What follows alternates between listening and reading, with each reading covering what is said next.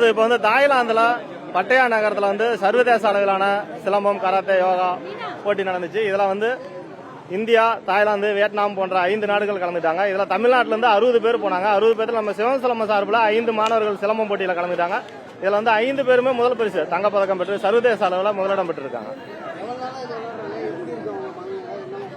இவங்க வந்து குழந்தைங்க ஒரு 5 வயசுலயே கிளாஸ் சேர்த்து விட்டுறாங்க. இப்ப 5 வயசுல இருந்தே குழந்தைங்க விளையாட ஆரம்பிக்கும் போது அவங்களுக்கு அந்த கலை மீதும் ஆர்வம் அதிகமாயிடுது.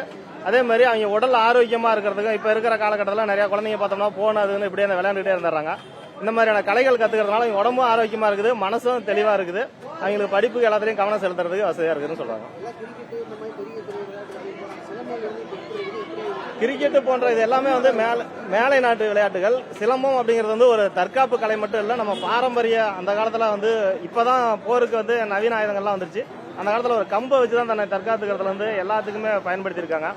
அது வந்து வெறும் போர்க்கலை மட்டும் இல்லாம உடல் ஆரோக்கியத்திற்கான எல்லா கலைகளுமே சிலம்பத்துல இருந்து போனது. அதனால வந்து அந்த பழைய பாரம்பரிய கலையை மீட்டெடுக்கும் முயற்சியில இப்ப வந்து எல்லாருமே ஆர்வம் காட்டுறாங்க. சந்தோஷமா இருக்கு. அந்த மூஞ்சிட்ட மைக் வைக்காம தள்ளிடுங்க. நாங்க தாய்லாந்து மேட்சுக்கு போயிருந்தோம். அதுல 5 வகையான கான்டினென்ட்ல இருந்து வந்து இருக்காங்க. அதுல நாங்க வெற்றி பெற்றிருக்கோம். அது ரொம்ப எங்களுக்கு சந்தோஷமா இருக்குது.